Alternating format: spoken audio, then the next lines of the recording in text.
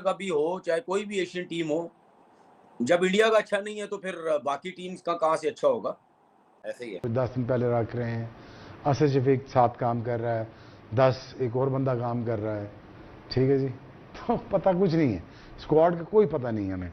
But again it's going to be a very very tough for Pakistan with ये imagine कर देना कि एक वेल स्ट्रक्चर्ड टीम के खिलाफ, जिनके पास बॉलिंग बैटिंग स्ट्रक्चर इंफ्रास्ट्रक्चर एक पूरी इनके पास रीडिंग है आपकी, उनके खिलाफ आप खेलने जा रहे हैं। तो इसका इंग्लैंड का स्क्वाड देख के लग रहा है कि ये पूरा मौत का खेल खेलेंगे। बेसबॉल खत्म हो गया, ब्रेंडन मैकलम गए, बेन स्टोक्स गए, अब वापस लगता है कि वही जो इंग्लैंड की मुश्किल क्रिकेट होती वही पाकिस्तान के पल्ले पड़ने वाली है। एक दफा आप इंग्लैंड के स्क्वाड के अंदर इंग्लैंड के बस बॉलर्स देखिए, आराम से सेमिंग ट्रैक बनाएंगे और पाकिस्तान को would be a very difficult tour. और 99 में 2000 में सॉरी मेरा ज़्यादा कसूर नहीं, मैं सिर्फ एक टेस्ट मैच खेला हूँ पूरे अपने करियर में इन इंग्लैंड, उसमें भी अनफिट हो गया। सो आई थिंक 96 तक I think Waqar and Wasim भाई I think they done the wonders. और उसके बाद हम ऐसी कोई टीम नहीं है जो उनको वहाँ पे होम कंडीशन में हरा सके। और ये टीम मेरी पूरी दुआएं के साथ है, but let's see it's can be one hell of a tour, one hell of a task for this team for sure. हम इंग्लैंड की स्क्वाड के ऊपर अभी अगले सेगमेंट में इन डेप्थ बात करेंगे, but Pakistan versus England 3 test matches की सीरीज खेली जाएगी, जिसके लिए इंग्लैंड ने अपने टेस्ट स्क्वाड की अनाउंसमेंट कर दी है और ये पहला स्क्वाड होगा उनका आफ्टर बेन स्टोक। नया कप्तान, नया नहीं कह सकते, दोबारा के बनाए गए कप्तान जोय रूट होंगे। और सबसे खास बात कि फ्लेमिंग को उन्होंने रेड बॉल का कोच बनाया। आल दो वो इस पाकिस्तान सीरीज के लिए अवेलेबल नहीं होंगे, ट्रेस्कॉथिक होंगे जो कि फॉर्मर इनके ओपनर हैं और पहले भी कोच रहे हैं। मगर इस टीम को जो अनाउंस किया है इंग्लैंड ने, उसके लिए मुशावरत फ्लेमिंग की भी हुई है, क्योंकि बेसिकली रेगुलर कोच वो हैं। तो कौन कौन से बड़े नाम शामिल हैं? एक बड़ा नाम जैकब बैथल, जिन्होंने टी20 वर्ल्ड कप में इंडिया के खिलाफ सेमीफाइनल में 100 किया था फ्रॉम नोवेयर। अगरचे इंग्लैंड मैच हार गया था वर्ल्ड कप सेमीफाइनल, मगर कमाल बल्लेबाजी की थी तीनों फॉर्मेट के। वो जबरदस्त प्लेयर हैं। जैसे ज़्यादा 10 दिनों में, जो 10 सालों में जिस टेक्निकल बंदे ने एक बात भी नहीं सीखी। पॉइंट ये है कि अभी व्हाई नाउ ये जो एक अपॉइंटमेंट आई है, फिर कब आनी चाहिए थी? वो तो पहले आ गई थी, कभी तो करनी थी ना अपॉइंटमेंट। तो वो खैर अब इस पे डिबेट हो सकता है कि कितना एक्सपीरियंस उनको है इंटरनेशनल क्रिकेट का कोचिंग वाइज, लेकिन हमारे यहाँ तो जो आपके हेड कोच है उन्होंने पहले इंटरनेशनल कोचिंग की नहीं थी, तो वो डिबेट भी आप नहीं कर सकते। तो ठीक है, आपने रख लिया कोच, वो बिल्कुल सही है, लेकिन प्रिपरेशन मैंने ये वेस्ट इंडीज सीरीज से पहले ये बात की थी कि पाकिस्तान का कोई before the West Indies series Pakistan के कोई इंगेजमेंट्स नहीं थी, कोई मैचेस नहीं थे, तो इजीली आप 2 3 4 आप साइड मैचेस वेस्ट इंडीज में अरेंज कर सकते थे, जो आपने नहीं किए।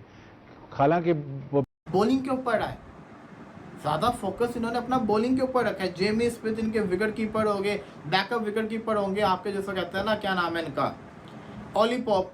अब अगर मैं देखूं इंग्लैंड ओपनिंग किसके साथ करवाएगा, तो ये भी बड़ा जैसे कहते हैं ना हैवी किस्म का माहौल बनेगा। इंग्लैंड की टीम अगर मैं देखूं तो इनकी बैटिंग भी स्ट्रॉन्ग नजर आ रही है, फास्ट बॉलिंग तो बहुत स्ट्रॉन्ग नजर आ रही है, स्पिन भी समहाउ बेहतर है। तो पाकिस्तान को बहुत टक्कर मिलने वाली है। अब मसला ये है कि पाकिस्तान को अगर मैं देखूं तो पाकिस्तान के स्क्वाड के अंदर खबरें ये आ रही है कि चेंजेस होंगे, मिडिल ऑर्डर चेंज होगा। रिजवान को शायद ये लोग निकालेंगे, आगा को फिर चांस देंगे, जो कि बनता भी है। रिजवान का नहीं बनता, रिजवान की जगह किसी और को शामिल करते हुए ये लोग। से Pakistan have not won a test series in England, और लास्ट जो सीरीज हुई थी पाकिस्तान हारा 1-0, उससे पहले 2 जो सीरीज हुई वो ड्रॉ हुई हैं। इतनी चैलेंजिंग कंडीशंस होती है इंग्लैंड की, and now that Pakistan will be facing a full strength team, where do you start to analyse this team's combination? Because England अपनी कंडीशंस के अकॉर्डिंगली उन्होंने स्क्वाड बनाया है which is pace heavy squad.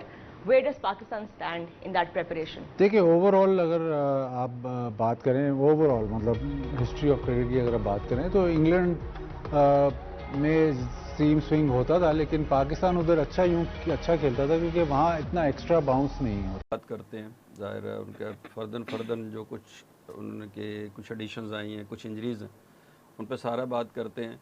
Squad उनका बड़ा balance है, और जो कंडीशन जिसकी बात की है ना, वो कंडीशन बड़ी इंपॉर्टेंट है, क्योंकि दुनिया में आमतौर पे कंडीशन जिस तरह तब्दील नहीं होती, वो विकेट से तब्दील हो रही होती है। बिल्कुल। और इंग्लैंड में सबसे मुश्किल काम जो होता है खेलने का, वो होता है कि अडॉप्टेबिलिटी और गेम अवेयरनेस, जिसको बार बार जिक्र किया जाता है क्रिकेट में, वो सबसे ज़्यादा उसकी ज़रूरत इंग्लैंड में पड़ती है। वजह यह है कि एक तो विकेट का बिहेवियर ऑब्वियसली वो एक नेचुरल होता है, वो तो आलमोस्ट एक ही जैसा है दुनिया में कि विकेट बनाई जाएगी, शुरू में आपको थोड़ा बाउंस मिलेगा, फास्ट बॉलर को थोड़ी हेल्प करेगी, फिर टाइम के साथ साथ उसका जो बाउंस है वो भी लो होगा, सीम कम होगा, कट होना शुरू हो जाएगा, फिर उसके बाद स्पिनर्स का रोल आ जाएगा, फिर बैटिंग मुश्किल होती जाएगी। तो ये तो एक ना नेचुरल सा एक हर जगह पे एक standard behaviour of the wicket होता है। की तरफ से जो देखते रहे होंगे, स्पेशली चैंपियन ट्रॉफी में एक टाइम आया था कि जब हमें मोहम्मद आमिर जो है वो इंजरी का शिकार हो गए थे और पाकिस्तानी फैंस को जो है बड़ी मायूसी हो गई थी, स्पेशली इंग्लैंड वाले मैच में, क्या हमारा क्या बनेगा। लेकिन जी अस्सलाम वालेकुम दोस्तों, मेरा नाम है अली और मेरे साथ हमेशा की तरह मौजूद है दाऊद, और आप देख रहे हैं जिस वक्त क्रिकेट लवर अली शो, क्योंकि इसको देखना तो। और ये इंटरनेशनल खिलाड़ी जो है वो उन प्लेयर्स को बेसिकली जो है पिक करेंगे, और उनको पिक करके 30 खिलाड़ियों को जो है वो बुलाया जाएगा कि 30 खिलाड़ी ऐसे होंगे जिनको कैंप में शिरकत दी जाएगी, और उन 30 खिलाड़ियों में से फिर 15 खिलाड़ी ऐसे होंगे कि जिनको सऊदीया भेजा जाएगा, सऊदी अरेबिया में डोमेस्टिक खिलाया जाएगा, और उनको सऊदीया की टीम में शामिल करवाने में ये ऐप आपकी मदद करेगी दाऊद साहब। ठीक है, पाकिस्तान ने जो है वो इंग्लैंड को हराया जब स्पिन पिचेस बनी, ठीक है, या वेस्ट इंडीज ने हमें मुश्किल डाली, फिर उसके बाद साउथ अफ्रीका ने हमें प्रॉब्लम की। तो बाहर की टीम्स अब आके एशियन कंडीशंस में वो अब टफ टाइम देने लग गई हैं।